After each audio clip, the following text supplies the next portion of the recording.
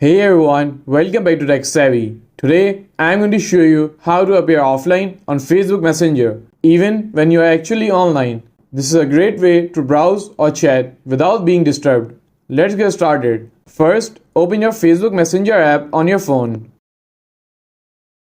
Okay, so once you are here, tap on the three lines at the top left corner of the screen. And now, simply tap on this gear icon at the top. Okay, so now you will see option of active status. Simply tap on it. Now toggle off the switch next to show when you are active. This will make you appear offline to your friends even when you are using Messenger. And that's it. You have successfully turned off your active status on Messenger. So you can now appear offline even when you are online. If you found this video helpful, please give it a thumbs up. And don't forget to subscribe to Tech Savvy for more helpful content.